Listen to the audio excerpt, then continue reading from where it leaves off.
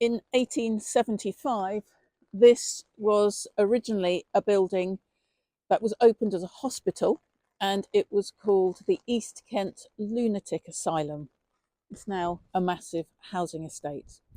But back then, the lunatic asylum turned into a hospital called St. Augustine's, which, if you lived in Kent at the time, as I did, you knew this place as the loony bin.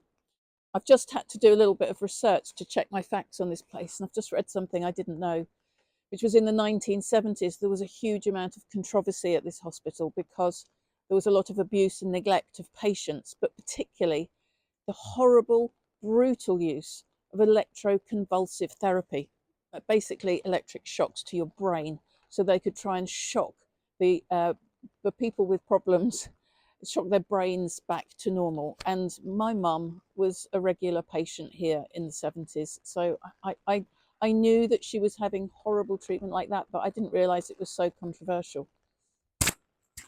So as a kid, I used to visit this hospital regularly because my mum was a manic depressive, very severe manic depressive, which means that you swing from horrible suicidal lows to manic crazy highs, both of which have a different set of problems. But in the 60s and 70s, when you were as ill as my poor mum, you would get sedated and you would get sectioned and you'd get sent to the loony bin.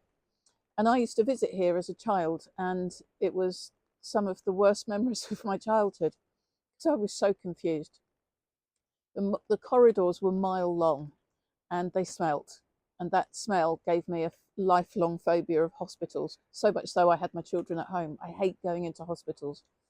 So you would be confronted with the smell of this awful place, and then the people who were just sort of dragging their knuckles along the ground and rocking and wetting themselves, and just, no kid needs to see people in so much distress and discomfort, and it was just so horrible. And then eventually, after mile long corridor after mile long corridor, I'd find my mum slumped in a chair, and now I can put the pieces together. All that awful therapy she was having on her brain, she could hardly speak, and as far as I could see, all it did was wipe out her memory and any ability to speak and sort of make any sense. So this place was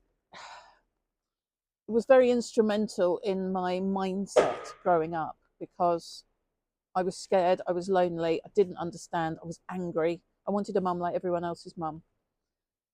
Um, and I think it probably started to sow the seed of, I never want to be like this when I grow up. I want to be strong and in control of myself. And I think that's where the little seeds of my mental toughness were starting to develop. But it's the weirdest thing in the world. I've driven 4 hours to find this place. It's not what I expected to see. It's not how I remember it, but there's little bits that they've left. But it's basically a massive housing estate, which is a much better use of the space, probably. And of course, there are no institutions like this anymore because they were all closed down.